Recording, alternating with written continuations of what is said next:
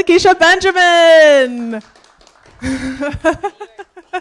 All the Check. Hey guys. Intimate time, huh? Yes. Oh, thanks. Yeah, very, very dope glasses. We've just been chatting it up in here, having a little bit of fun. But we're so grateful to have you and having this conversation. Just briefly, I shared with the audience, but to kind of wrap it up in one, I'm the host of CityCast Madison, and that is a local podcast about Madison. It's fairly new. It's a national network of podcasts, and we talk about news and culture and that sort of thing Monday through Friday, 20 minutes a day. You can get wherever you get your podcast, that sort of thing. So they thought I'd be a good option for having this conversation. I also love jazz and every type of black music and rooting for everyone black, as Issa Rae said. So, and yeah, this is an extreme honor. So thank you all for being here. And yeah, I'm going to share a little bit about you, Lakecia, in a second. But I just want to ask, have you been to Madison before? This is my first time in Madison. Oh, that's really exciting. Hopefully we can give you a good impression. The terrace is really beautiful, sans the wildfires, but welcome. Just to share a little bit about Lakecia here, she is born and raised in New York, but her reach is global. Got another New Yorker over here. You were an NPR Woman to Watch a couple years ago, and that was certainly true. Regular interviewee on NPR, BBC, CBC. You're winning international awards. #1 record this year on the Jazz Week chart for multiple weeks. Named the Monterey Jazz Festival Artist in Residence this year. You're a cover girl multiple times, jazz-wise. You are really doing it, and your latest album is phenomenal. Congratulations. Congrats on reading all that. Sorry if that was too much, but and there's so much more that could be shared. But how does it feel? You're definitely rising in more than one way. I think anytime you get a chance to share with other people and share and be in spaces with people and interacting in real time, it's a blessing, especially if you're doing something that you love and you're hopefully sharing that with someone else and hoping to influence their life in some way. I think that's the main goal. You know, all the things on the paper are beautiful, but this is kind of like the reason why we do it, why we're here now. That's the beauty indicative of all of her work, y'all. I love to hear that. And I should say, you know, your latest album is called Phoenix. That's hence the multiple ways you are rising. And Phoenix is so beautiful. It's powerful, full of life, and all of life cycles, literally.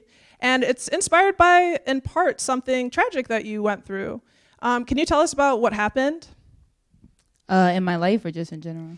I understand that you got in a car accident, so you have been meditating on Phoenix rebirth, and I know what you mean. My whole life is pretty tragic anyway, so that's why I was confused. What she's talking about. Oh dear, I love it. What she's talking about, it's had some moments. What she's speaking about is that during the pandemic, I had another CD out, Pursuance to Coltrane's, that was like a tribute to John and Alice Coltrane, but also it honored, like I had 45 different jazz legends on it. And the idea was to show and pay tribute to people while they're still alive and to show like on an actual disc how the language of jazz is passed down. So we had people that were 90, people that were 70, people that were 50, and we just kept going down the lineage thing to show. So in 2021, things started opening up. The summer festivals were going crazy, so we started, doing those tours. 1 week I was going, pretty much every weekend I had tons of festivals. One weekend we were going to Tri-C Jazz Fest, and got there fine. The set went great. Interesting, at the time, Samara Joy opened for me.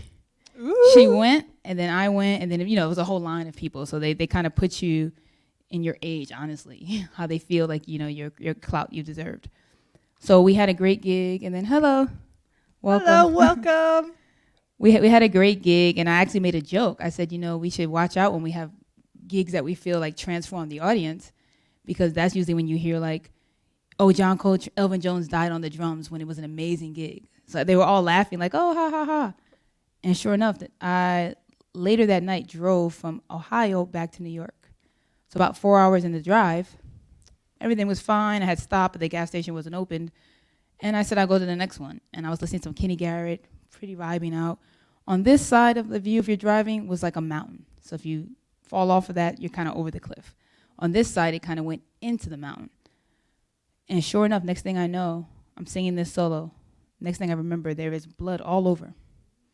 And there's a kind of, I don't know what the right word to say for him is, a really country guy, super tall, skinny, almost like a trucker. He is screaming at the top of his lungs, "I'm going to get you out of here." And I'm like, what is he talking about? What is happening? You know, that's not a popular New York accent. And he is dragging me through the woods. So I'm not really clear what's going on, except that this is who I'm with now, and this is what's happening. It turns out that somehow they don't even know what started it. Maybe they think something may have malfunctioned. But I crashed that car into the woods. And it went so far that the truck driver happened to see smoke. And I don't know why. He was curious, so he came to look. So from that accident, I had 3 broke ribs. I fractured my jaw. I broke my scapula. I had some severe neurological damage. I couldn't really understand words or where I was, what was going on. And it just went on and on and on. So after that accident, a week later, I was supposed to open up for Branford Marsalis. And Tang was playing after that at Pittsburgh. And everyone's like, if you cancel this gig, this is a terrible thing. And I was like, yeah, okay, great management. But I agreed to go down there and at least give it a try. So I went down there, and I didn't play the whole week. I said, if I can play, I'll play. If not, they know I gave my best, and I showed up. So I managed to play the gig, even though it was excruciating. And when I got off the stage, Jeff Tane Watts, Branford, Robbie Coltrane, all of them were standing at the edge of the stage clapping. And I was like, are you guys clapping for me? Because I had my neck brace on, my thing. I had a really dope outfit under it. The tour manager's carrying me. And I'm like, you guys clapping for me because I'm all injured? They're like, yeah, you do look pretty messed up, but you sounded great. So, it was inspirational that moment. But when I went home that night, I had all this music in my head. And I decided, between the year of isolation and the pandemic all the way and that I would write an album. So this music that we're playing tonight is that music. It's such an incredible story on so many fronts. The prophetic quote that you said to the audience about, and something actually happens, a tragedy, your car gets, rolled over. This band that's playing with me tonight was on that show. Really? They were all on that show. Oh my goodness gracious. And then you broke part of your jaw, all I can imagine is that might impact how you can play the saxophone. How did that work? And then you also went right back out to tour in Europe. So you just kept going through the pain. There was 3 weeks between the Pittsburgh and the Europe show, and but the Europe run was a month and a half. Yeah. So Ron Carter sent me his tour manager. So he carried me around, took me everywhere. I didn't talk. I talked minimal times, but I will say it was lucky that I was playing the Coltrane's music, because that is a very healing, kind of soothing thing. And then you were having the first time we're playing, what is that, 2,000, 3,000 seaters? So it's packed out. So people haven't seen music like this. I haven't experienced it. So that helped on the stage. Off the stage, I don't know. It was rough. Yeah. But on the stage, I think it went well. And oof, yeah. Yeah, and I'm so glad that you're here and okay to tell the tale. It also speaks to your, immense strength. I wanted to point out in your story earlier that you said that a truck driver saw smoke. Yeah. We're talking about, so the name of this album is, Phoenix, talking about rising from the ashes. And we're going to get more into healing in this conversation, because that's just really, the whole album is a healing balm and was a response to something that happened to you. And I assume, like you said, a layered sort of thing, that you've had tragedies throughout your life. I'm just really glad you're here. Something I think about is this quote from Ralph Ellison, the author. He talks about the blues are personal catastrophe lyrically expressed. Of course, blues are the predecessor to jazz, and certainly in the music. Would you agree with that?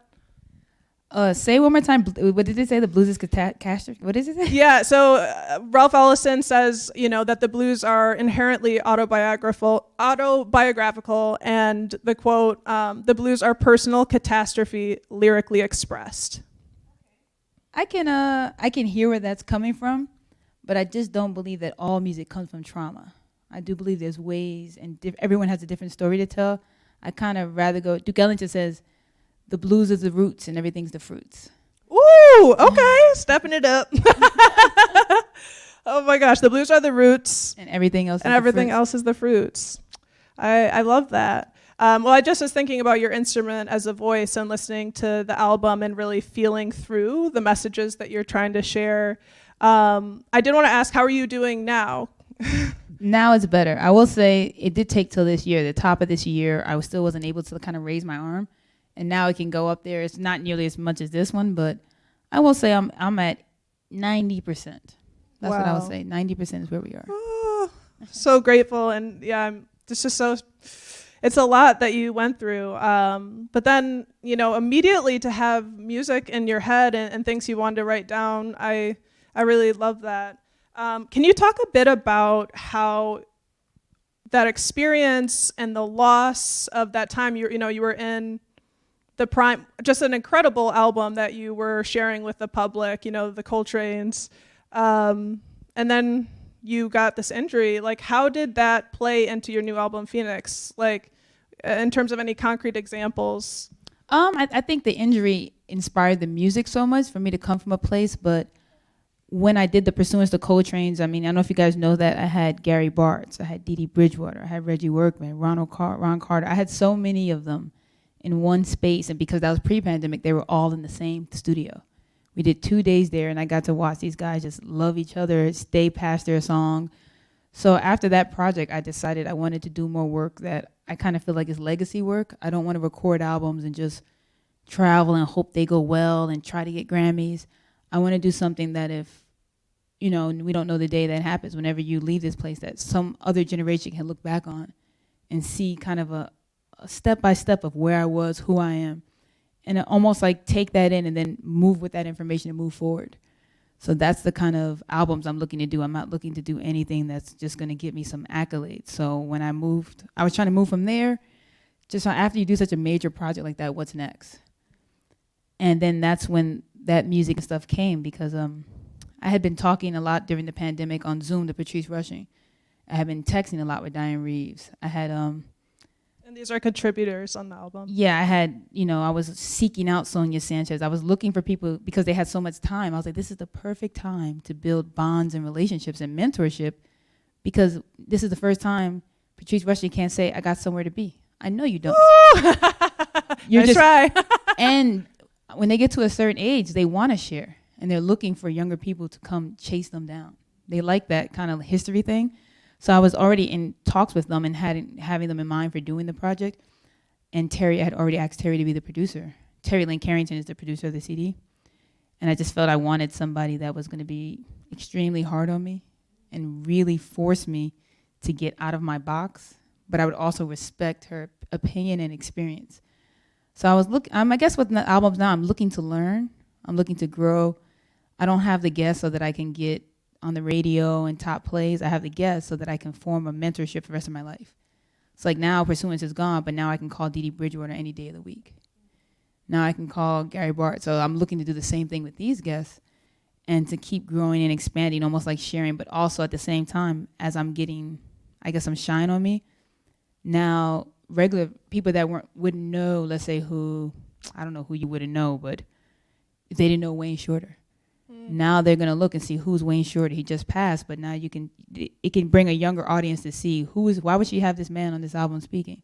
You're sharing the shine. Yeah. I'm not sharing it. They're the shine. I'm just. They got the shine, but like sometimes people miss the shine because they're looking in this way. But well, sometimes you don't know. Like I didn't know who Charlie Parker was till someone told me.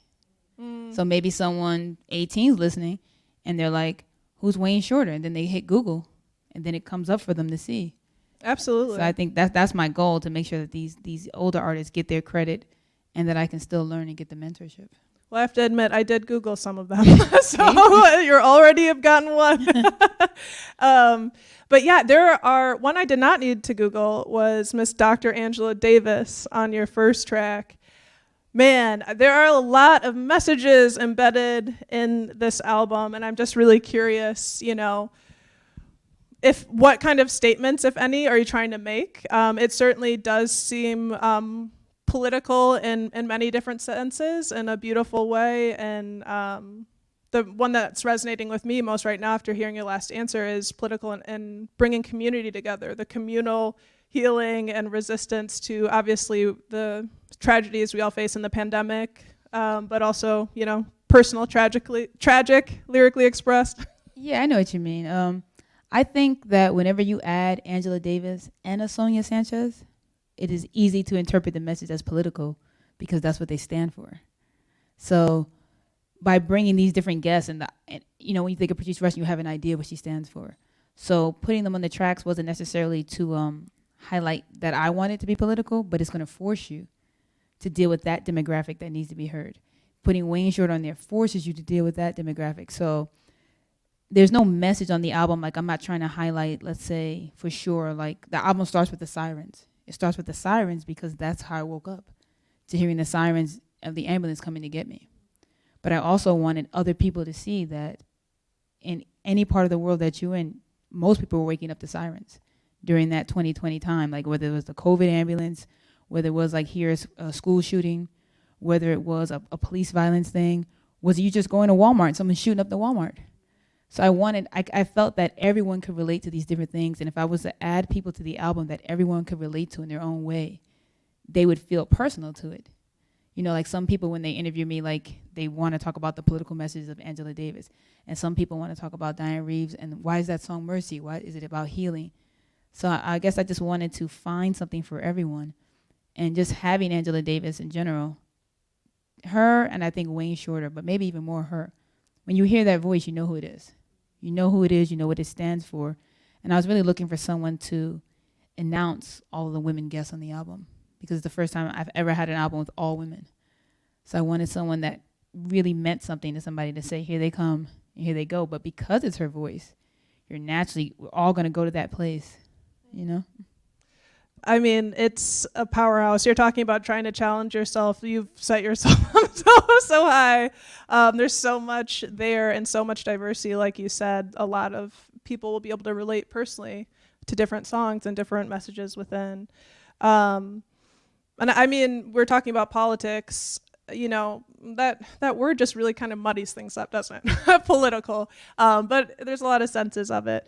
But I did feel listening to it, like thinking about Nina Simone's quote, it's the artist's responsibility to reflect the times. You're reflecting your own personal experience with this crash and the ambulance and the sirens, but these are also the times that we're in. Do you think that folks will be able to find healing themselves?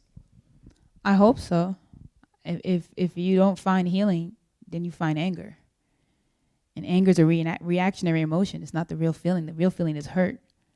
So you need healing for that anger and hurt, and it's so easy to focus on all the terrible things that are going on because they're in your face on the Twitter feed, just going by. And it's hard to realize that there are people out here that are trying to slowly make a change, like the fact that we're all in this room together in Madison, Wisconsin, you know what I mean? And there's power in people being together and finding how much more similar we are than different. So that's what I try to show through my music, that whether I'm performing in the middle of Brazil or the middle of whatever, the Philippines, and we don't have the same language, but there are so much similarities in what we have going on and what we're saying. Like when I was traveling the world during the pandemic, just asking people, what do you think about everything that's going on? It was like the same universal feelings. Everyone's like, I have no idea. That's like everywhere, no matter what country I was in, they would find a way in their accent to say, I don't know. So I just feel that that's just something we all were feeling. We're all still feeling. And we're all still trying to find a way of like, well, how are we going to relate to each other now? Yeah, absolutely. I wanted to point out, too, that, some of the content is, heavy. But also there's so much joy in this album. There's jubilation. There's, that is another very clear component of Phoenix. Is I was moving through the feelings of some hurt, but also like resistance and then turning to joy and experiencing almost, I don't know. You take folks through the emotions. And it's funny, I bring myself to a question that I had, which is, jazz, I'm not a jazz connoisseur. I love jazz music. And I've always thought, like, I've worked at a modern art museum, and some people have thought, oh, this work isn't for me, I don't understand it, I guess, or like how to articulate certain things. I wanted to ask you, you know, because I don't like that. I want and I'm sure you don't either. You want everyone to be able to access it. But how would you express like how folks can approach your music if they, I feel like some folks maybe, and maybe I'm just talking for myself, maybe intellectualize something really deep, but maybe some of it's really just about feeling with the music.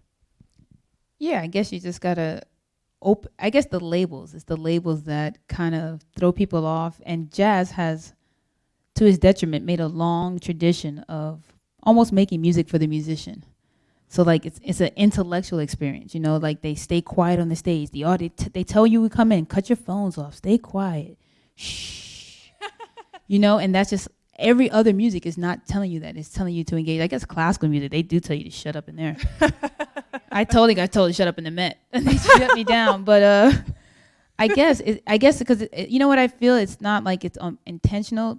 Jazz has spent so long trying to be seen as a historical, serious music and fighting for its place in history that now that it has it, it's like classical. So it's not for the common people. It's not for the clubs. It's for the elite. It's for those with money. It's for those that have studied music. And that is such a terrible way to think about something. If someone has to think, what are you playing, then it's not even touching them. So I think there's a whole generation of people now that are trying to embrace just the people again. You know, let's let the people decide whose music they like. Let's let the people decide what style it is. What is it? If they want to scream, then they scream in your show. If they're on a date and he's talking to her, play a good song for him. Do something to help this brother out, you know? Set it up.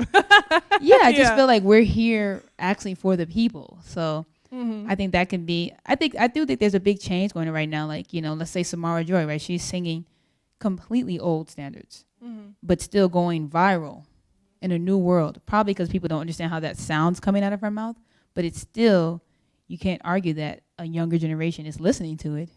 And so they have some interest. They want to know what's going on. And if you just allow that natural thing to happen, I think jazz will be all right. Yeah. Well, I feel like also your music includes hip hop and soul and R&B and all those things. And I was curious, when I think of hip hop, I think of a lot of creative sampling. Is that something that's, you know, present in Phoenix? It is present. It is actually present. There's a couple of samples on I there. felt like it was, like I'd recognize the different moments, but yeah. Even when I started with the sirens and stuff, I wanted it to sound produced. I wanted, like, people's ears now are trained for that almost. A live CD is a foreign thing unless you like come from that kind of family and that kind of language. So I have other albums that are more into R&B and soul, and I guess each album now is a different state of where I am, and it's hard, you know, like, yeah, I've played with Rashid Ali, I've played with Clark Terry, I've played with Joanne Brackeen, I've played with Christian McBride, but I've also played with Prince, I've also played with Stevie Wonder, I've also played with Alicia Keys. Stevie Wonder. What was the last one? I said Alicia Keys. I mean, there's a lot of people, Sorry, you know. so I got excited. Yeah, but I just mean, so it's hard. Like if you go see Michelle Ndegeocello playing with, let's say, George Clinton, you'll walk away thinking she only plays funk bass. So then you go see her with her band, you say, oh wait, that's jazz. So musicians have different, I guess, bags we can go into at a higher level, but Papa's got a brand new bag. I like the movement. I like the movement to kind of move away from genre because there's so much mixing, you know, happening now. And labels can be detrimental, like you mentioned. And I wanted to hear about your band, your collaborators. What can you share about them? the ones playing tonight? The ones playing with you tonight, yeah. I'm not even sure what is something positive. And 3 words. I guess I would feel maybe remiss not asking about them, but do you have any, you know, close collaborators that have been on the journey with you for a while, or they're kind of more like... Yeah, I know what you mean, like a best friend playing with me or somebody that's seen the long road. Totally not. They're not here with me today like that, but what could I say about them? There are some positive things that have happened, like Ivan playing bass with me. We first met, he was subbing for Yoris Tipi with Rashid Ali. So I just started playing with Rashid, so we share a unique experience of playing with one of the last Coltrane members, right? Besides Reggie. So we have that. EJ, we don't have a long history. I used to see him play with his brother Marcus Strickland. They're twins, and I used to go sneak into the new school and watch them. And I was like, oh my God, one day I'm gonna play with these guys. So I tell them that all the time, and every time I pay him, I'm like, look, I said. Well, I love it. I am getting this a little bit, but I've heard your style described as assertive. And I was curious, A, what you thought about that. And also, I've heard that you have jumped up onto stages and started playing. Like, I feel like you're ready for it. Like, you're like, let's go. I'll answer it in two parts. I guess what you're talking about is, for you guys that don't know, there was a time when I didn't have my own band. I was just playing with other musicians, and I wasn't getting that many calls. So I was working at the supermarket, going to school, going to jam sessions, get up and practice, supermarket, school. I kept doing it over and over again. My friends would call me, I'm in Paris playing with David Murray. I'm like, oh, that's great. I'm at the supermarket. So I just felt like I wasn't getting any opportunities. So I started getting restless. So someone said, a friend of mine that didn't know music, why don't you just jump on Clark Terry's stage? What's the worst thing that could happen? I said, the worst thing that could happen? Someone could drag me off. And I could be banned from his existence as like a dumb kid. And they're like, yeah, that's true. And I said, yeah. And they're like, and what if he likes it? And I was like, Hadn't thought of that. and it got desperate enough. So what she's talking about is that happened. It happened to Prince. That's how I got that gig. We can go into those longer stories, but a lot of those people I named, that is exactly how I started playing with them. I guess I'll tell you his. I was living in a friend in LA just because I didn't have a place to stay, so at her mom's house. And she went away, and I had $45, and I was like, I'm going to take this Greyhound bus to Vegas. And Prince was playing at a club there, 3121, that he owned in the casino. And I was like, I'm going to go there, and I'm going to sneak into the show and watch him. And I'm probably going to just jump on the stage and try to play. So that was in my head, totally going to be easy. I'm going to get in free. No problems. I take this Greyhound bus. I get there so early. They're carding me to see if they can let me in the casino. I'm like, I could get in here. So finally, late night comes. I'm lying to the lady at the door. I said, oh, yeah, I know the band. She said, okay, just tell them to call. I'll give you a ticket. I was like, oh, they're going to call any second now. So the bouncer is like probably 6'6". I mean, you got to blow me up a month to the side. And I'm trying to sneak by him, and he keeps like pushing me like, hey, just wait for them to call. So I'm standing there thinking like, okay, I'm probably not going to get in at this point. We're, 2-3 hours before the show. He's not moving. And someone out of nowhere starts making noise and fighting. So he turns his head for a second to stop them. And floop, I just slipped in there like nothing.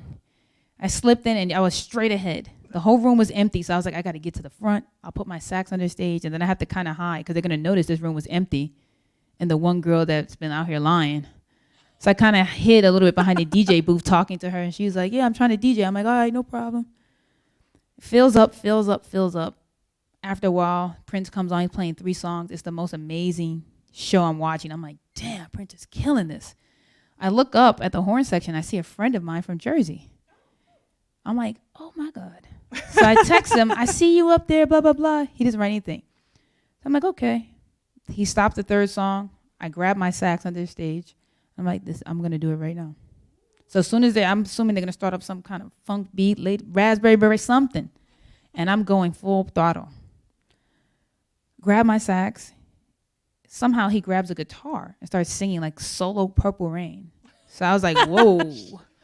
And he goes into a 5-minute medley of slow songs. And I was like, this is not the moment. So I look down at my phone and I see that my friend has texted me back. Hey, you out there? I said, yeah, I'm out there. He said, why don't you come to the after party? I said, deal. I abort the mission. I said, this is over. Everyone knows Prince goes to the jams. I'm aborting the mission. The show ends. He tells me where the jam is. I go. Another big bodyguard doesn't let me in. I'm like, Jesus, come on. As I'm begging the guy, and he actually pushes me. And I fall on the floor and kind of just keep going a little bit further, like WWF. So I'm like, okay. So I set up my sax and I decide I'm just going to run by him playing. If he catches me, but he can't run faster than me. And if he doesn't catch me, then I'm in. So I get by him and I'm actually playing at the same time. I get like 2 inches or so behind him and I'm thinking, whew, I'm in. And then I just feel all the air leave my body, like kind of like a, and my sax is like, and I'm like, what is that? And it's his arm around my waist, squeezing the life out of me. And he's kind of dragging me back. So I'm like, uh-oh, it's not working this time. So I keep playing the sax, but it's coming out kind of like a dying deer. It's like,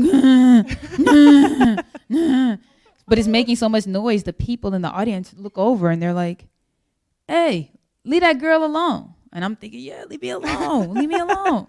And the whole room starts being like, put her down. She's so little. Put her down. And he they're screaming. And then the singer on the mic is like, hey, put that girl down. What you doing? Put her down. So he drops me. And I'm just on the floor. And I hear the singer say, hey, come up here and play. So I go up there out of breath, completely just like, oh, God. By the time I get to the front of the stage, the sax player puts a mic on my sax, says, go ahead. You wanted to play. And I don't know what they're playing, whatever. I just start playing for my life.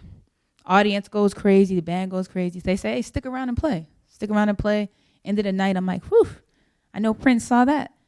And they're like, nah, he left on his private plane earlier. I was like, what? They're like, he randomly tonight was tired. So I'm like, oh. But I'm thinking, whatever. I met the band. I got to play. This is a great story. I called my friend. I said, can you drive to LA? I don't have any money. She's like, you want to drive to Vegas? I said, I can't get home. So I had to wait 4 hours for her to come to Vegas. We go back home. We all laugh about it. Never think of it again. 2 days later, my friend texted me. He says, hey, Prince is in here asking about you. I said, why? Did you guys tell him what I did?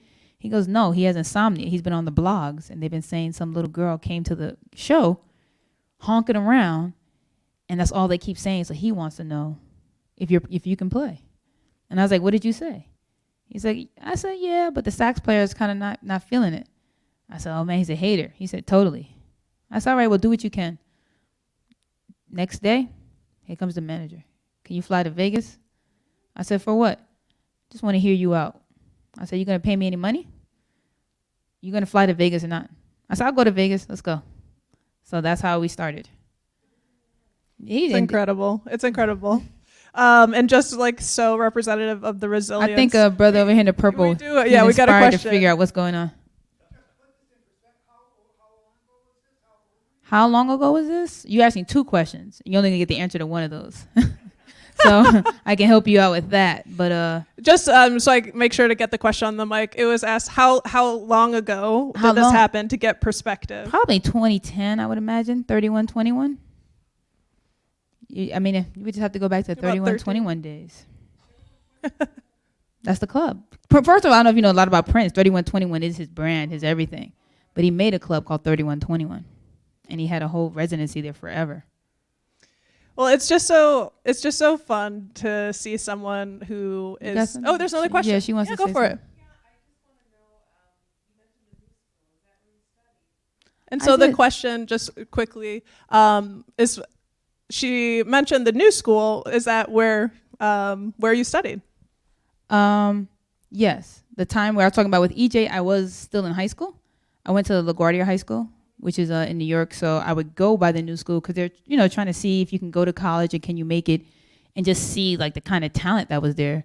And I just realized it's impossible for to match up with these guys at the new school. So eventually I did study at the new school. I went to Rutgers first for history for a semester, and then I didn't like it. So they do have a jazz program under, what's his name, Ralph? What's the last name? Ralph's? No jazz people out here. My man's Googling. There's no Ralph. Coming to save us. I'm not sure, unfortunately. I can't remember, but there was I was in And the question is, how did she? How did you start with the sax? I grew up in a predominantly Dominican neighborhood, so I was playing a lot of merengue. Well, the neighborhood was playing all that merengue stuff, and my friends had entered. You could go to chorus, band, or art. So they all went to band. I was in art, and they said, you should try out band. And I went to the band room to look at the stuff, and I guess that saxophone was right there. And I was like, oh my God, this is amazing. I want to get with the saxophone. And the teacher there was actually Ron Carter's bass handler. Bass handler is somebody that helps set up his bass, get his stuff together. It's kind of like a personal tour manager. And I mentioned to him, I want to play the saxophone. He's like, do you play anything right now? I said, no, but I'm going to be good at that. And he was like, well, there's no more saxophones. I said, okay. Can you give me a day? He's like, a day to do what? And I was like, a day to play the saxophone? And he was like, yeah, sure. And I just asked in the school, who's playing the saxophone? And they, a bunch of people, they told me, but there was a girl that played. So I went up to her and I said, hey, you playing the saxophone? She says, oh, yeah. I said, you like it? She says, oh, not too really. I said, okay. How about we make a swap? You could join the art and I could join sax. She was like, I don't know. And I had like a pack. You're a hustler. Yeah, I totally Love did. it. I had like a pack of Oreos. And I was like, hey. And these Oreos? Oreos and art? I said, you can't possibly like that saxophone. And she was like, why do you want to play it? I said, I have an actual saxophone book in my house, and I've been studying the fingerings. So I think I'll be all right. If I don't like it, I'll bring it back. So we switched. I came back the next day, and I showed him. I said, I have a saxophone. He just looked at me like what? For that, it was, but I think it just happened. It happened to be chance, the right people. I love it. Oh, great.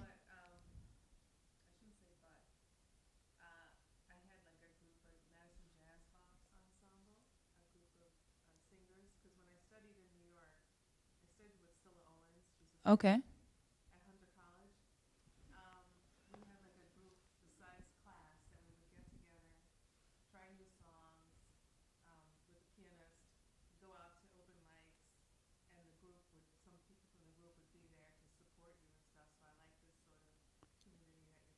Yeah.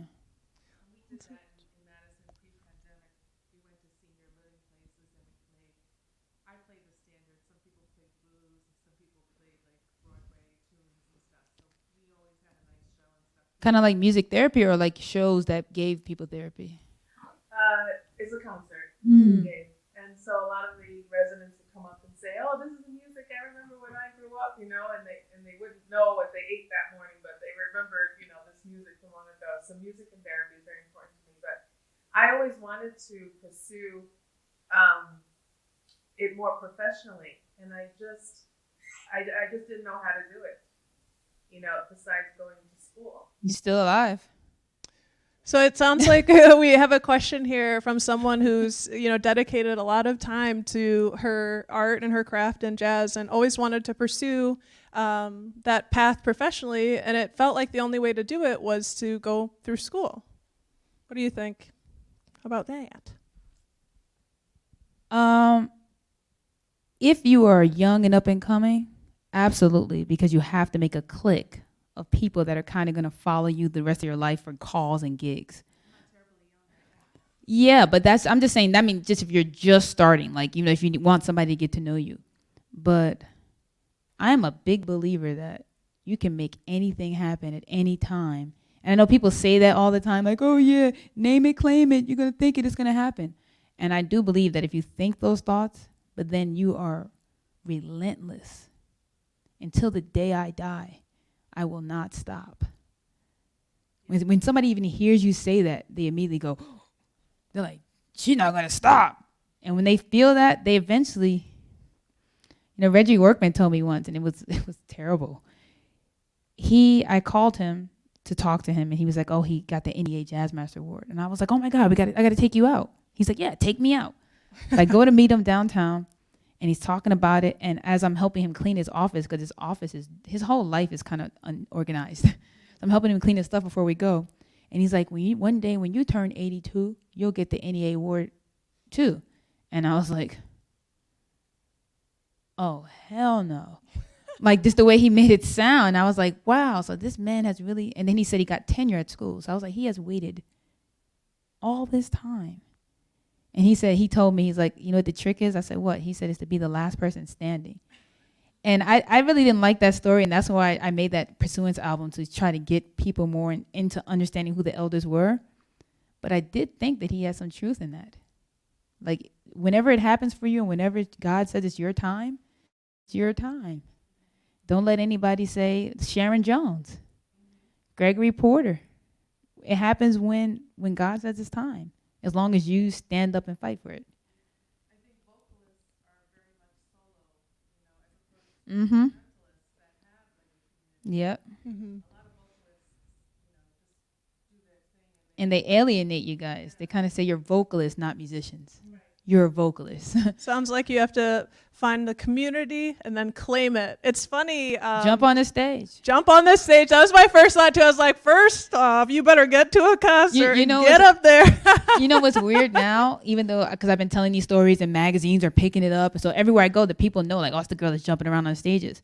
But now, because I've been, said that, and it's lightheartedness. I don't mean jump on Stevie Wonder stage, but you could. Oh, she did. Well, that's what I'm saying. So but now that I've beautiful. been telling people that, I have always the risk whenever I do a show and I tell the band, stay alert. Because people come to our shows trying to jump on the stage and make it there. I was at the Blue Note, New York. We're at Blue Note. First time, I'm like, oh yeah, we're making it. And a clarinet, a trombone, and a trumpet come in second line, playing for the audience. And I saw them from way back. I said, don't you guys come up here with that nonsense. And because of my personality, people in the audience thought I was joking around. Oh, she's so funny. She's so funny. And I was like, no, I don't know these people. Someone get security. They're like, ah, ha, ha. I was like, no, this is real. And they got to the stage, and I kind of met them at the stage. I said, listen, we don't have time for this. It's the last song. They're like, let us play. I was like, I don't want to deal with this right now. Go back. And then I said, you know what? This is my karma. It's true. Sometimes This is my karma. This song right here. I said, this song right here is fast, fast, fast. They're like, yeah. I was like, if you think you can make it, go ahead and double dutch it. And I let them go up there. Let the audience decide. I said, audience, thumbs up if you like it, thumbs down if you want them out. I love it. I let them go. Oh my God. I've been thinking about double dutch this whole time too, so I'm glad you said that. And I'm glad you asked your question about your training, because that's where I wanted to go next. And I have this quote that I think about all the time from Miles Davis. It takes a long time to learn how to play like yourself. And I'm curious, you're on your journey, and I'm curious, have you found that voice, or where would you say you're at? I found a part of myself. I definitely have a thing. I definitely have it's when you hear me, you know it's me. So I wouldn't say I'm completely lost. One day I'll find myself. I'm definitely authentically who I am, but I will say that person is evolving. So now I'm trying to figure out how not only can I mature my talent, get better in my talent, I'm still practicing all the time, every day, everywhere I go, but how also can I try to just get to a higher level? Because it takes so long to get to a professional level, but that's not the last level. That's just the basics. So how long does it take to get to John Coltrane's level, right? That's Totally. probably never coming down, but It's happening. You're on it. no. Did you know that Miles Davis got in a car accident as well? So that's just something I learned about, that he got a car accident, like a very serious one, in New York City, and he has many times, remade himself and rebirthed himself in his journey. And I'm just thinking about that, and I wanted to ask about your album, Phoenix. Is it broken intentionally into structured a certain way, kind of like a journey? Because that's what it felt like, stages. It's definitely 3 albums in one, for sure. Even the vinyl's 2 LPs, double-sided. So definitely you can pick a place in the album to be. But no, I guess, some people, they don't want, they have different deals with labels and they don't want them to own their music. So right now it's popular to have 30-minute songs and 36-minute. I don't have time to waste. I'm trying to give the most music I can at a time. If the disc holds 80 minutes, then we got 80 minutes. And I'm trying to get it all out and move on to the next thing and keep getting the work in. I'm not trying to play singles games and politic games and can I have the best music video. I am trying to get the work out as quickly as possible. That makes a lot of sense. And I'm grateful for that, because it's dang, she turned around, because you did that huge project and now you've got a huge one out already so fast. And I guess I can't speak to how others do that, but it's really tremendous. I have to ask about your aesthetic. You have one piece on today, your gold glasses, but everything I've seen of you just blows me away, and I'm like, that's the goal, that's the aim of like, your cover, you're wearing gold pants that look like almost like bird feathers, and like it just They're spikes. What was that? They're spikes. They're spikes. If you could maybe describe kind of like your aesthetic some, because it's always reminding me of Sun Ra's orchestra, and that's like my first. I just had them. If you don't know here, I'm the artistic director of the Burlington Jazz Fest. I just newly appointed. We should say that, so we don't want it to sound like it's been my whole life, but it's totally. Yep, we just had the festival last week. We had Kamasi Washington, Corey Henry, Samara Joy, Dee Dee Bridgewater, Sampa the Great. We had Melissa Aldana. We partnered with Kennedy Center for Betty Carter Jazz Ahead and Lincoln Center. We had Samora Penderhughes. We had Georgia Ann Mojo. We had Michelle Deguiocello.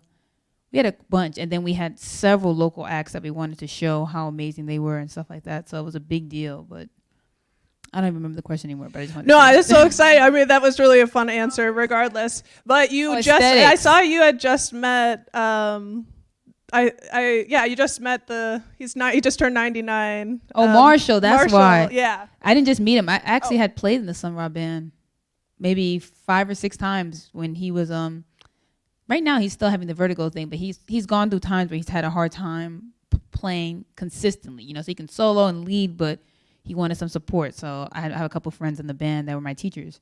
So I've played a couple times. So I wanted the festival there. I guess I was trying to spread community love, all the normal stuff, but I wanted to show like younger people and older people that influence those younger people, and kind of give an example of all the different types of jazz. And I felt like spaces to play jazz doesn't get enough highlight. So in terms of aesthetic, Clark Terry told me they see you before they hear you. So if you can make an impression or get somebody to think about why you even look the way you look. Because so many times we're judging people when we see them anyway. Mm-hmm. We don't want to admit it, but you look up, you immediately think something when you look down, like, oh, it's either good or bad. So I guess I'm trying to make the music, my personality, who I am, what I'm about, as accessible as possible. So if you wear what you're feeling, everything I do, I'm trying to keep in mind that I want to connect. So you know how it is, find your tribe. Yeah. So if people see you and they're drawn to that or whatever, but I just don't believe that. And outside of that, there's too many people, in my opinion, even though I know this is the common thing, that are on stage like, okay, I just came off the plane, this is my outfit. But there's too many people with this on the stage. Yeah, I agree with that. In real life, that's my own preference. People paying money to come see them, and they're dressed like the audience, standing there, hoping to spread the joy and the culture of jazz. Yeah. And there's nothing wrong with the audience clothes. They came to watch you, and they can wear what they want because they paid. But you are presenting something. Yeah. That has a long history. So I do believe, just wash your shirt. Start wash there. your shirt. Start and there. I guess I should explain more like my love of Sun Ra, and I hope people probably share this with me. Yes, we got some fist bumps. Like to describe what he looks like in my mind, he's wearing like a crown, and it's got Egyptian symbols facing the sun, Sun Ra, and he's got a big cape. I've seen you in capes, and one of the things, space is the place. One of the things that he. Yeah, you could pass this around to them so you can see what it looks like. Lakecia won't see it. If you want to see what me and Marshall Allen look like, you could pass that around. That's the outfit she's talking about that he's wearing. And he gave me an identical one. But yeah. Don't let the phone close, though, or we have to face myself.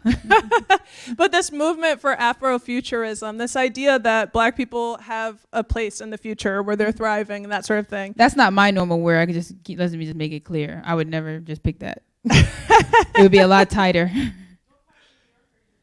I'm from Washington Heights, New York. So 186 between Amsterdam and Audubon. Okay. Yeah, and let's turn it over for questions. I had to ask about the Sun Ra thing, and for y'all that know, and if you see it, yeah, I should have brought a vinyl out here so you could hear this, see the cover that she's talking about. I could show you guys that. Definitely look it up. It's. Oh, thank you. Hopefully, I'll see you soon. Oh yeah, thank you so much, and thank you for your great questions. Does anyone else have questions? Hi. No, I just recognize you. Hello. Well, I'm gonna keep talking then because we've got 10 minutes. 10 Oh wait, minutes? unless yeah. Okay, giving back the I just wanted them to see what Marshall Island looks like, but yeah. I don't think I have any pictures of that album cover, just like in the front of my. I guess I got a lot. Well, while we're on the topic, like, do you think space is still the place? It's looking better than Earth right now. I'll tell you that. It's definitely looking better. Oh my goodness. There's this someone on the interwebs that made a song that's like, Earth is ghetto. That's a friend of mine, actually. I could not. It's talking about Earth is a ghetto. I want to leave. Yeah. Oh my. Have you guys heard that? It went viral during the pandemic. I mean, I can't sing, but the lyrics are, Earth is a ghetto. I want to leave. Can you beam me up down on the street? That's how it starts. By the corner store, you know, the one on 13th. Got a bright shirt on. Be sure not to miss me. I've been out here stranded indefinitely. I know the whole thing. Yeah, I do rap a lot. Oh, she raps. Okay. I was gonna ask because you're so creative. I bet you do lots of things like poetry. And, yeah, I do. I do it on the show a lot too. Oh my goodness.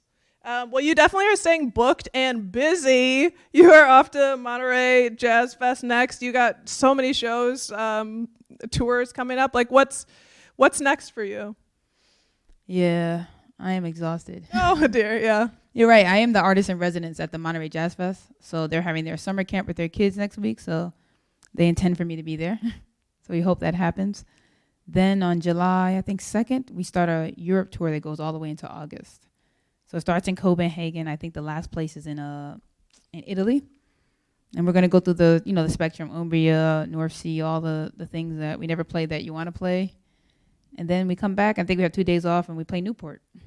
So we'll see. And I'm going to have Roy Haynes is going to come and watch. And I'm going to have his grandson play with me. I went to school with him. So we're going to try to recreate that 63 Newport. Wow. Oh my goodness. We thought it'd be good since we're like on the main stage to have that backdrop and have Roy back there saying hi and just to show like the kids. That's going to be really beautiful. We got a question, right? Yeah. So that sounds great, but when is too much too much? How do you get time for self-care? When is too much too much? I want to record you and send this to the manager. Yes. I need to. It's being recorded. When this said, is when over, is too much too much? Speak into this mic and say whatever. I'm the man of Madison, and I want to know what is going on with self-care because I preach that to tons of people all the time that is needed, and I'm definitely trying to navigate the new they want you to ride the wave when things are going well, but also some things I'm learning that I've never had these positions before. So I've never been an artistic director. So there's no way I could have known that like touring full time in that might be a bad idea. I'm just taking it as how many times do they have a young person as an artistic director and a woman? And it'd be a good opportunity, even if it's only my only year to do it, to work on those skills and to try to do something for the community of a people. And then the time moves, you go, dang. So I'm learning that, and we are having wars with the agents and the management because I don't think they believe so much. When people are used to seeing you do miraculous things and be strong, they don't really listen as well to, preventive care. When you're saying, yeah, things are going well right now. On July 15th, we're hitting the mental institution. They don't listen to that. And then it happens, and they're like, oh. So we are trying to balance that and, try to. There's a long tradition in music of those people in the business side abusing artists. And they say, we got to ride the wave. We got to ride the wave. It's a lot of we, right? We've been working so hard for this. We want this. And not a lot of asking of whether you like it or not, my body will shut itself down. So we have to make sure it doesn't happen. And if you are going to try to make it happen, try to make it at an opportune time. You don't want to be on North Sea. And all the things that you wanted to do, then you can't show up, and the excuse you have for the promoter is dehydration or something. So I do try to take care of myself. I mean, I'm a vitamin junkie. I work out 5 times a day. You work out 5 times a day? Oh, I'm sorry, 5 times a week. Oh, it's like, still great. No, that'd be crazy. Sorry.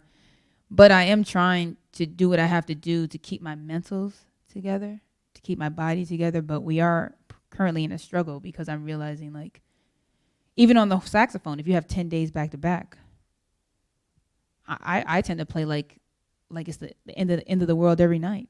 So we can record you, and I'll send you over to these agents. Absolutely. You're right. You're right that should be first and foremost, and then we won't have to write albums from crashing a car. So let's make sure we tell people that, because it's easy for people to go, oh yeah, it's so great, she's doing everything, she's so busy, and I aspire to be like that. But it was from a tragedy that could have been avoided. So I have to admit, it hurt my heart a little bit to see or like hear that you went right out, after the injury, and I'm sure it hurt your heart. It hurt your heart. It hurt your whole body. That's what I'm saying. In one place, it's admirable because you do what you have to do to get where you have to get, and people love to clap for that. Like, yeah, she overcame, and now look where she is. But also, I had a daughter. You are not crashing in a car with your broken jaw and going on playing stage for Branford Marsalis. I don't care who it is. So I do try to cross that, line of telling people, even though this is something I have done, be mindful. But don't expect expecting too much. And honestly, it's really heartening to end here, I think, because your album is about healing, and there's so much, beautiful women power in the album, and your it's a gift to everyone, and it's heartening to hear you say right now, like, and I'm working to make space for myself and my healing on this journey and sharing your music. So we certainly want that and that longevity, and for you to be able to ascend the way you'd like towards Mr. That's the key. I don't know if you guys play music out there. Longevity is not how much you do, it's how long you can do it for and still make a living and still, you get the joys of deciding if you retire. A lot of people don't get that. They're still 80, 90, and they have to be on tour. Yeah. So I always tell people longevity is the key. It's not who gets there first.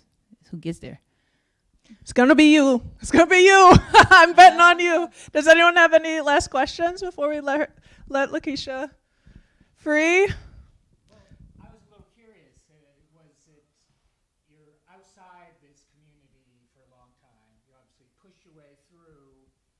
And then did it like snowball? Because now you can call up all these legends and icons and, and list them. Not just anybody will want to play with anybody. Was it like a snowball of word of mouth that you were the one you trusted to go to? Oh, you're talking about playing with people? Playing with people, yeah, the community that. Yeah, I think it kind of. I kind of think like in the world it works like that. When you need a job, there's not a job to be found. Yeah. Then when you have a job, everybody wants what everyone else has.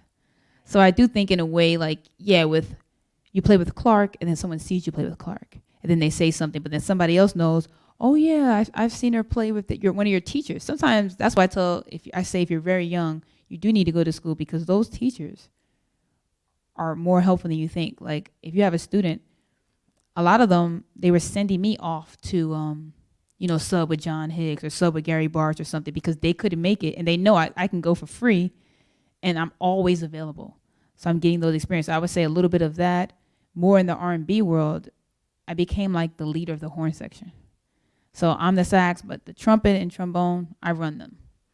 So they call me and say, can you bring this person? Then they see how good we do. Then they say, she's the go-to. Call Lakecia, see can she get a horn section for Jay-Z. Then he goes, instead of making it so we're all individuals, I just say, hey man, since they called me first, let me talk to them and see what they want. They talk. They say, oh, we want this kind of line. I sing the lines and let's play this, so they can see right away. So it kind of started like that. Call that horn section with the girl in the shiny clothes dancing. Call that. So it is a little bit of word of mouth and a little this and that. It's a combination, and then it does. Like now, you get one gig. You say you get Newport. You don't have anything else. Somebody sees you at Newport. There's somebody else. It's almost like people want to be in the wind of what's happening. Totally.